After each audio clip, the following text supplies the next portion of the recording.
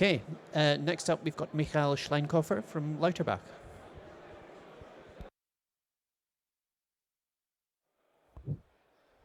Thank you for the introduction. I'm talking about heterogeneous multi-core debugging of RISC-V cores and complex chips. So, whoopsie, that one.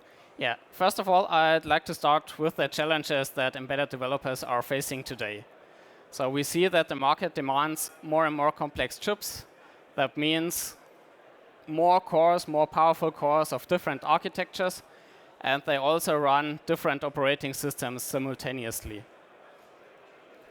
And all that together makes debugging and bug fixing quite cumbersome, and also raises the requirements for debuggers and real-time trace tools.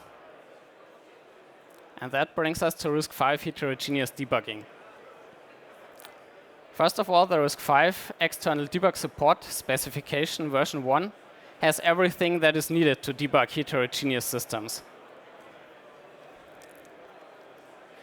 Let's take a look what's defined. We have a RISC-V heart that is connected to the debug module. That debug module provides all the debug mechanisms that are needed and is connected via the debug module interface to the DTM, debug transport module, which can be seen as the interface to the world. And in simple and most cases, the DTM uses JTAG to communicate. This is a great solution for simple and complex scenario or fairly complex systems. But what if we have heterogeneous systems with different architectures? This is also no problem because the debug specification lets some spaces open that makes debugging with other architectures possible. For example, it might be a better idea to use on-chip infrastructure like core side to access the debug module. No.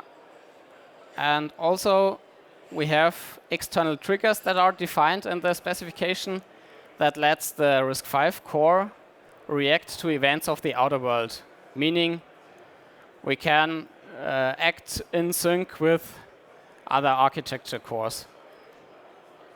So what does that mean? Let's take a look at our first demonstration setup. We have here on the FPGA part, where is it? Yeah. We have a RISC-V heart and the FPGA part along with a debug module, which is connected via an AXI access port to the hardware infrastructure on the chip. And that allows the Lauterbach debugger to access the debug mechanisms of the RISC-V heart at the same time as the existing Cortex cores. Furthermore, the Lauterbach debugger can also configure the external triggers of the debug module so that the RISC-V core can act in sync with the Cortex cores. Meaning if the Cortex cores halt, they can signal the RISC-V heart or core to also break. So we saw that we can control the CPU according to the debug specification, and we can halt some peripherals. But we cannot halt the real world. For example, there are some applications like an engine control unit where it's not a good idea to halt the complete core when the engine is running. That might destroy your whole setup. So how can we still find bugs? And that is where trace comes along. The benefits of trace are that we can use the trace data to find bugs without halting the core. But we can also use the data from the trace to optimize the timings of the application, and also use that information for qualification. For example, if you have safety requirements, and you need to prove that every code line has been executed at least once.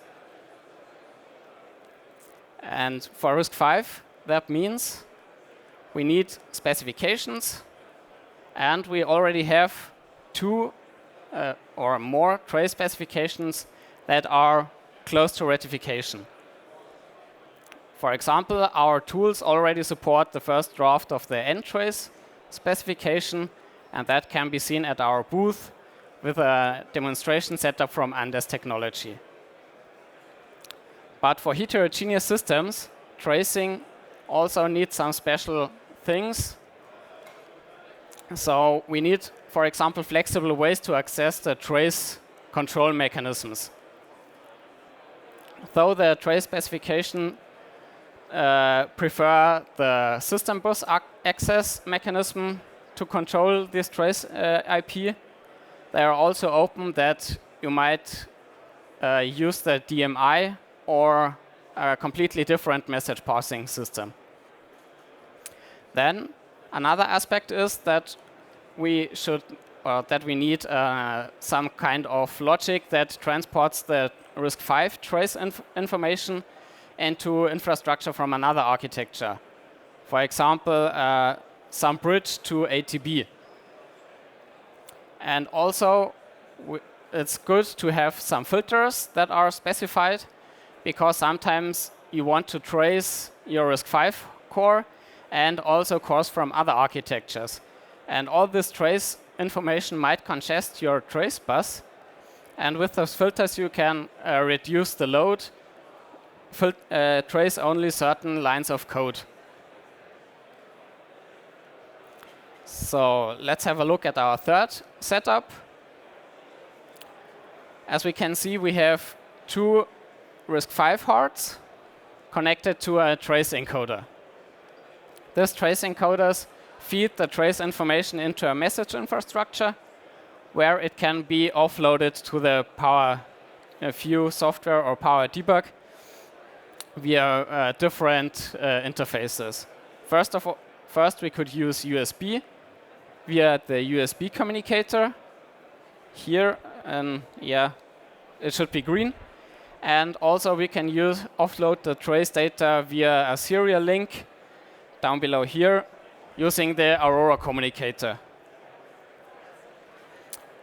That is what you can see at our booth, but there are also means to extend the system with a different core of a different architecture. And that is what you see here in a bit lighter color.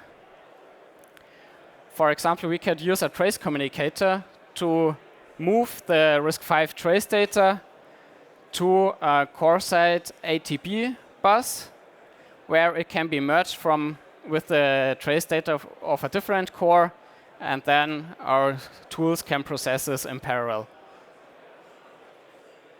So what did we learn? We saw that the chips are getting more and more complex, but the debug and trace specifications have means to alleviate these issues that come with the complexity. And due to Lauterbach's involvement to the debug and trace work groups, we try to make our tools as good as possible so that every aspect of debug and heterogeneous sessions can be met. You can also take a look at our white paper that is available on our website. That has everything I talked about and much more. Then thanks again for your attention. And if you have any questions, you can come by at our booth. Yeah. Maybe we can take a question now. Does anybody have anything they'd like to ask? Yeah, thank you. What is the difference between N-trace and E-trace? The difference, it's the origins are that they are donated by different companies. So we have first there was Ultrasoc. Now it's part of Siemens, which donated their trace payload to the E-trace. And then there is this N-trace solution that was donated by Sci5. And the N-trace is based on the well-used Nexus trace specification. And E-trace is something that has been developed by Ultrasoc. So they can be used for the same thing, but they differ only in some minor details. Thank you so much for your talk. Thanks for having me.